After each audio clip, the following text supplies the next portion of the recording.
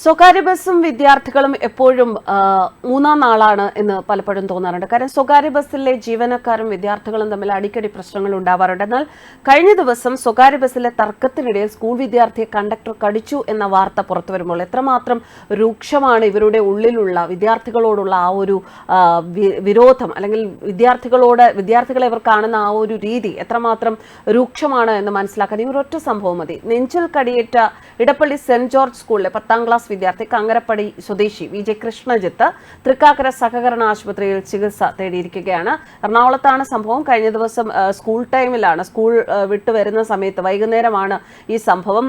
ഈ കണ്ടക്ടറുടെ കടിയേറ്റ വിദ്യാർത്ഥിയുടെ നെഞ്ചിൽ 2 പല്ലുകളിൽ നിന്നേറ്റതിന് സമാനമായ മുറിവാണുള്ളത്. പോലീസിനും ബാലാവകാശ കമ്മീഷനും മോട്ടോർ വാഹന വകുപ്പിനും പരാതി നൽകിയിട്ടുണ്ട്. കഴിഞ്ഞ ദിവസം വൈകിട്ട് കങ്ങരപ്പടി റൂട്ടിലെ മദീന ബസ്സിലെ കണ്ടക്ടറാണ് കടിച്ചത് എന്ന് വിദ്യാർത്ഥി പറയുന്നു. മുഖത്തും അടിച്ചു. ഇടപ്പള്ളിയിൽ നിന്ന് ബസ്സിൽ കയറിയതായിരുന്നു വിദ്യാർത്ഥി.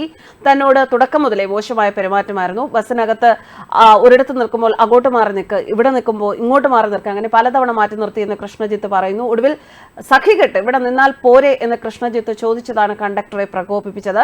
ജഡ്ജിമുക്ക് ബസ് സ്റ്റോപ്പിൽ എത്തിയപ്പോഴാണ് കണ്ടക്ടർ തന്റെ ദേഷ്യം തീർക്കാനായി കൃഷ്ണജിത്തിന്റെ നെഞ്ചിൽ കടിച്ചത് എന്നാണ് പറയുന്നത്. എന്തൊക്കെ പ്രകോപനം ഉണ്ടായാലും ഒരു മനുഷ്യനെ കടിച്ചുപദ്രവിക്കുക എന്ന് പറയത്തക്ക രീതിയിൽ ഈ കണ്ടക്ടർ പ്രകോപിതനായത് എന്തുകൊണ്ടാണ് എന്നാണ് നമുക്കിപ്പോൾ അറിയേണ്ടത്. കാരണം ഒരു മനുഷ്യരെ ഉപദ്രവിക്കുക അല്ലെങ്കിൽ കടിച്ചുപദ്രവിക്കുക എന്ന് പറയുമ്പോൾ മൃഗത്തിന് സമാനമായ ഒരു രീതിയിലുള്ള ആക്രമണമാണ് അവിടെ നടന്നിരിക്കുന്നത്. എന്തുകൊണ്ടാണ് ഇത്തരത്തിലൊരു പ്രശ്നമുണ്ടായത്? ഒന്നുകിൽ ആ വിദ്യാർത്ഥിയോട് ദേഷ്യപ്പെടാം, അല്ലെങ്കിൽ അവനെ അടുത്ത സ്റ്റോപ്പിൽ ഇറക്കി വിടാം. അവനെ കടിച്ചു മുറിവേൽപ്പിക്കുക എന്ന് പറയുന്നതിന്റെ പിന്നിലുണ്ടായ ചെയ്തോ വികാരം എന്താണ് എന്ന് അറിയേണ്ടിയിരിക്കുന്നു. എന്തായാലും ബാലാവകാശ കമ്മീഷനും പരാതി കൊടുത്ത സ്ഥിതിക്ക് അവർ ഇത് വേണ്ട രീതിയിൽ കൈകാര്യം ചെയ്യും എന്ന് തന്നെ നമുക്ക് പ്രതീക്ഷിക്കാം. പലപ്പോഴും സംസ്ഥാനത്ത് പലയിടത്തും സ്വകാര്യ ബസ് കണ്ടക്ടർമാർ കുട്ടികളോട് വളരെ മോശമായ രീതിയിൽ പെരുമാറാറുണ്ട് എന്ന് തന്നെയാണ് പരാതികൾ വരാറുള്ളത്.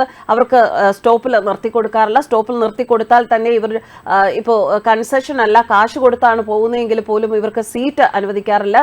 സീറ്റ് കിട്ടിയാൽ അവരെ സീറ്റിൽ ഇരിക്കുന്നവരെ എഴുന്നേൽപ്പിച്ച് മറ്റ് യാത്രക്കാരെ ഇരുത്തുക, സ്റ്റോപ്പിൽ കൃത്യമായി കൊടുക്കാതിരിക്കുക, സ്റ്റോപ്പിൽ ഇറങ്ങാൻ നേരത്ത് പെട്ടെന്നിറങ്ങ് എന്ന് ദേഷ്യപ്പെടുക. അതുപോലെ തന്നെ ഇപ്പൊ കൃഷ്ണജിത്തിന്റെ കേസിൽ ഉണ്ടായതുപോലെ തന്നെ ഒരിടത്ത് നിന്ന് കഴിഞ്ഞാൽ അവിടെ നിൽക്കേണ്ട, അങ്ങോട്ട് മാറി നിൽക്കുക, എന്താ ഇവിടെയാണോ നിൽക്കേണ്ടത്? ഇതൊക്കെ പലപ്പോഴും നമ്മൾ യാത്രക്കാരായി ഇത്തരം ബസ്സുകളിൽ പോകുമ്പോൾ വിദ്യാർത്ഥികളോട് ഈ വിഭാഗം ഈ സ്വകാര്യ ബസ്സിലെ ജീവനക്കാർ കാണിക്കുന്നതായി നമ്മളെല്ലാവരും പലപ്പോഴും കണ്ടിട്ടുള്ളത് തന്നെയാണ്. കുട്ടികൾ എന്ന് പറയുമ്പോൾ എല്ലാവരുടെ വീട്ടിലും കുട്ടികളുണ്ട്, നമ്മുടെ വീട്ടിലും കുട്ടികളുണ്ട്. ബസ്സിനകത്ത് കുട്ടികളെ അല്ലെങ്കിൽ വിദ്യാർത്ഥികളെ ഒരു പ്രത്യേക വിഭാഗമായി കാണേണ്ട ആവശ്യമില്ല എന്ന് തന്നെയാണ് ഈ സ്വകാര്യ ബസ് ജീവനക്കാർ മനസ്സിലാക്കേണ്ടത്. കുട്ടികളുടെ ഭാഗത്ത് തെറ്റുണ്ട് എന്നൊന്നും പറയാൻ സാധിക്കുകയില്ല. അവർക്കും വീട്ടിലെത്തണം.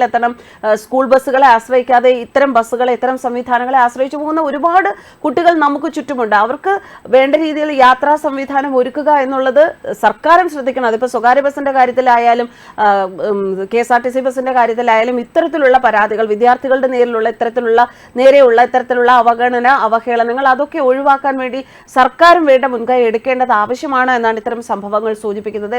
എന്തായാലും വിദ്യാർത്ഥിയുടെ നെഞ്ചിൽ കടിച്ചത് ശരിയായ ഒരു രീതി ആയില്ല. ഇതിന് തക്കതായ ശിക്ഷ ഈ സ്വകാര്യ ബസ്സിലെ ഈ കണ്ടക്ടർക്ക് കിട്ടണം എന്ന് തന്നെയാണ് ഇപ്പോൾ എറണാകുളത്തുള്ള ഈ സംഭവത്തിന് സാക്ഷികളായവരുൾപ്പെടെ ആവശ്യപ്പെടുന്നത്. നാളെയും നമ്മുടെ കുട്ടികൾ ഇത്തരം ബസ്സുകളിലാണ് യാത്ര ചെയ്യേണ്ടത്. ഇതിന് കൃത്യമായ ഒരു നടപടി എടുത്തില്ല എന്നുണ്ടെങ്കിൽ നാളെയും കയ്യൂക്ക് കാണിക്കാൻ, വിദ്യാർത്ഥികളുടെ മേൽ കയ്യൂക്ക് കാണിക്കാം എന്നുള്ള ഒരു ചിന്തയിലേക്ക് സ്വകാര്യ ബസ് ജീവനക്കാരുടെ ആ ഒരു രീതികളെ കൊണ്ടെത്തിക്കാൻ ഇത് സഹായിക്കും, അല്ലെങ്കിൽ അതിന് കാരണമാകും. അതുകൊണ്ട് വളരെ ശക്തമായ നടപടി ബാലാവകാശ കമ്മീഷൻ ഇതിൽ കൃത്യമായ ഒരു നടപടി എടുക്കണം എന്ന് തന്നെയാണ് ഇപ്പോൾ പൊതുസമൂഹത്തിൽ നിന്ന് ഉയരുന്ന ആവശ്യം. ഇത്തരക്കാർ ബസ്സിലുണ്ട്, അല്ലെങ്കിൽ അക്രമകാരികളായവരുണ്ടെങ്കിൽ അവർ എന്തുകൊണ്ട് അക്രമകാരികളാകുന്നു? ഇനി ലഹരി ഉപയോഗിച്ചിട്ടുണ്ടോ, അല്ലെങ്കിൽ അത്തരം എന്തെങ്കിലും കാര്യങ്ങൾ അവരുടെ പശ്ചാത്തലത്തിൽ ഉണ്ടോ എന്ന് പരിശോധിച്ച് അത്തരക്കാരെ മാറ്റി നിർത്തേണ്ടതും ആവശ്യമാണ് എന്ന ഒരു അഭിപ്രായവും ഇപ്പോൾ പൊതുസമൂഹത്തിൽ ഉയരുകയാണ്. ന്യൂസ് ഡെസ്ക് കർമ്മ ന്യൂസ്.